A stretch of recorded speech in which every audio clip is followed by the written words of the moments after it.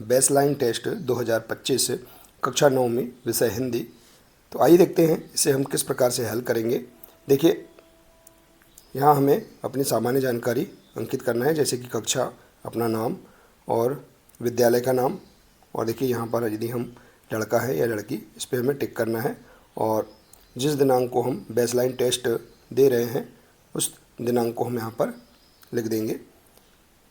देखिए, कुल अंक है 50 अंक। इसके लिए समय है, निर्धारित समय दिया गया है 90 मिनट। तो आइए देखते हैं। देखिए, इसमें दिया है 3 स्तर दिए गए हैं। यदि हम 20 अंक तक, 0 से 20 अंक तक लेते हैं तो हम 3 से 5 वाले स्तर में रहेंगे, और यदि 21 से 40 अंक तक हम प्राप्त करते हैं तो कक्षा 6 से 8 वाले स्तर, अर्थात 6 से 8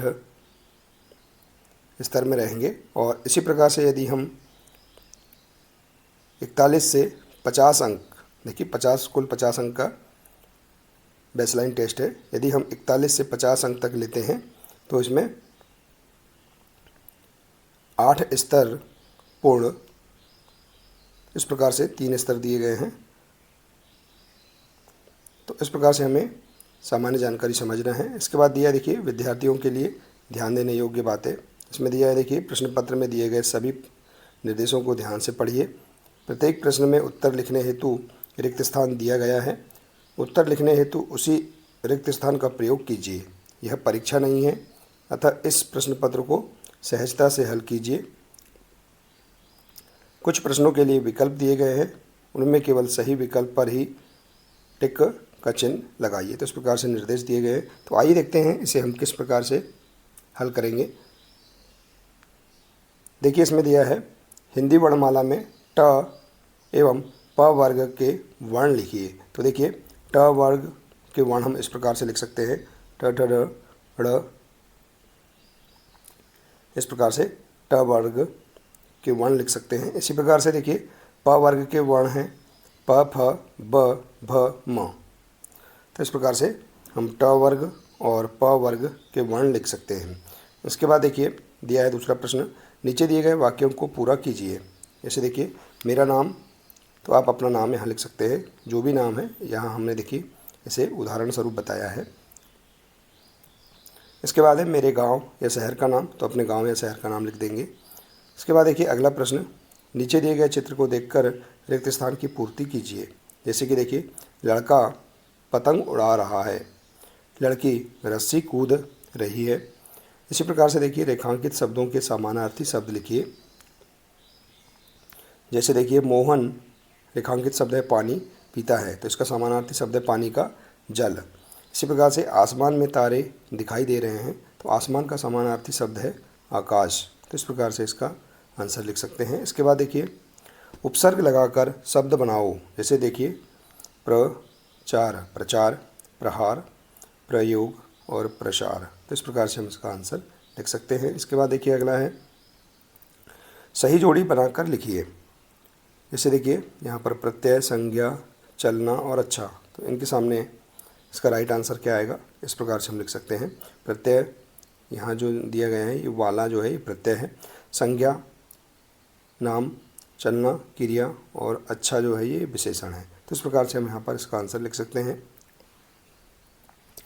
इसके बाद देखिए अगला प्रश्न है, नीचे दिए गए वाक्य में से उचित विकल्प का चयन कर लिखिए।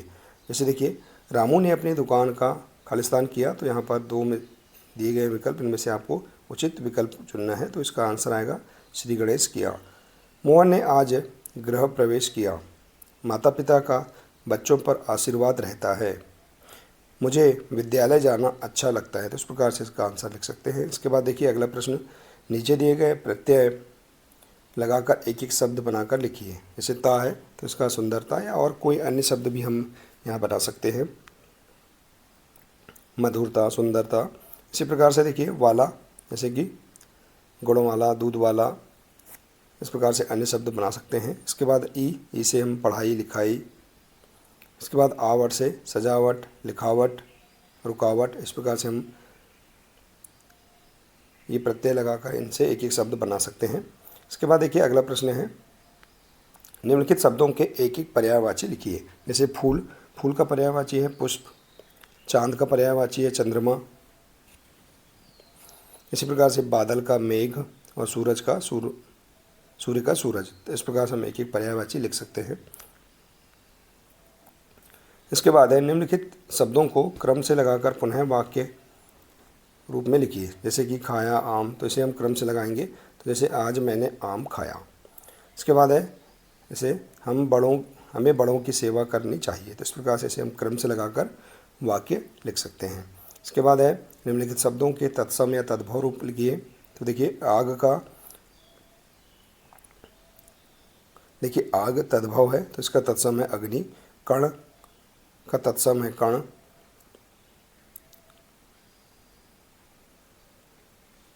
देखिए यहाँ जाएगा कान, यहाँ कान आ जाएगा। इसके बाद है हस्त का हाथ और स्वप्न का सपना। तो इस प्रकार से हम यहाँ पर इनके तत्सम या तद्भव लिख सकते हैं। इसके बाद देखिए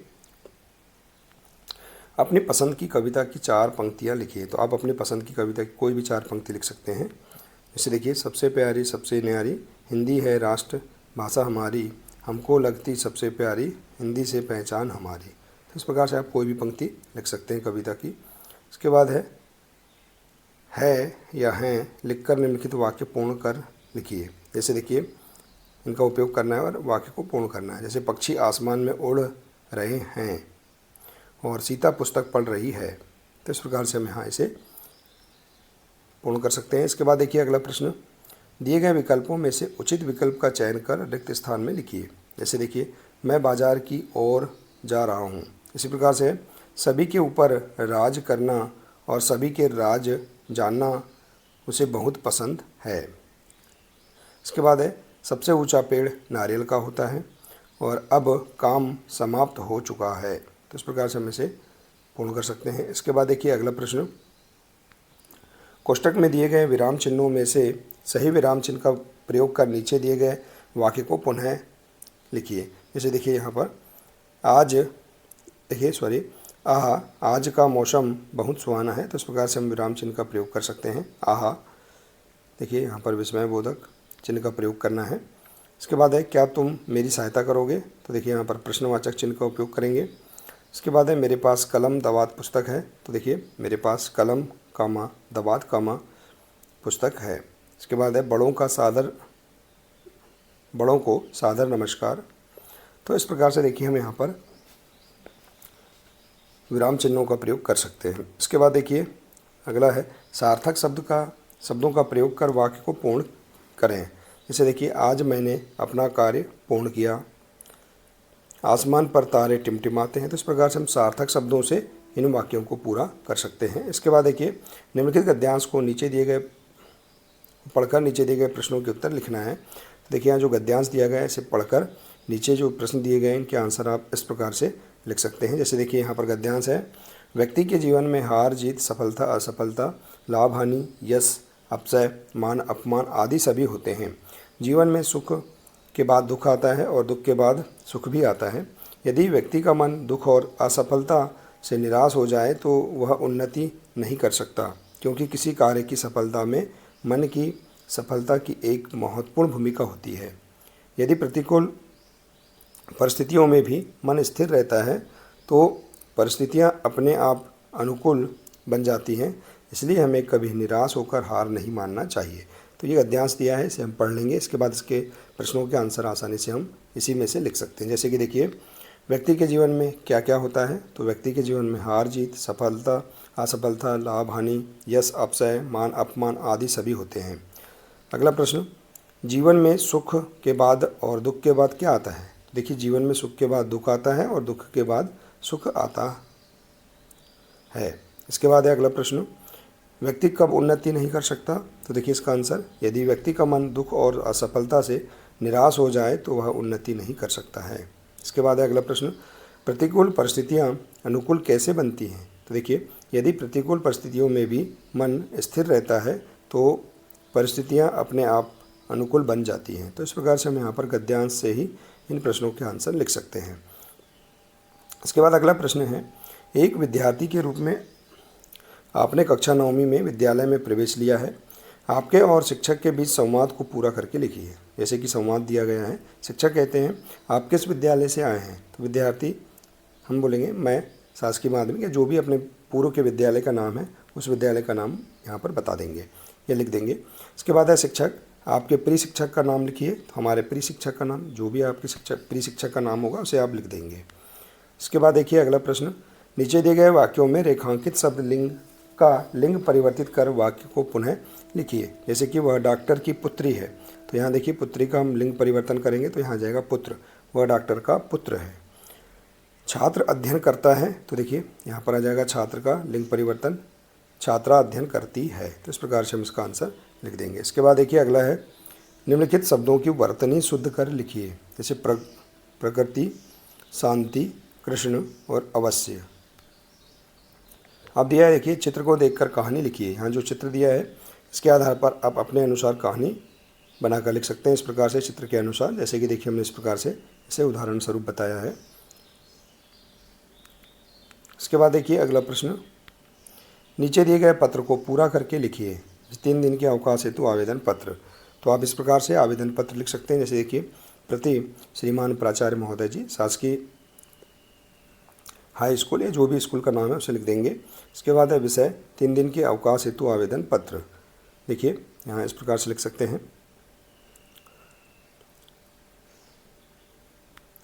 महोदय जी सविनय निवेदन है कि मैं आपके विद्यालय में कक्षा 9वीं का छात्र हूँ। मेरा कल अचानक स्वास्थ्य खराब हो जाने के कारण मैं स्कूल आने में असमर्थ हूँ, अतः मुझे 3 दिन का अवकाश प्रदान करें। तो इस प्रकार से आप देखिए यहाँ पर 3 दिन के अवकाश हेतु आवेदन पत्र लिख सकते हैं। इसके बाद देखिए प्रार्थी और नाम अपना लिख देंगे और कक्षा लिख देंगे। इसके बाद देखिए अगला दिया है इसी में, नीचे दिए गए विकल्प में से उचित विकल्प पर सही का निशान लगाएं। उपयुक्त पत्र को लिखने का विषय क्या था, हमने जो पत्र लिखा है इसको लिखने का विषय क्या था, अवकाश लेना। तो इस प्रकार से हम इस पर टिक लगा देंगे।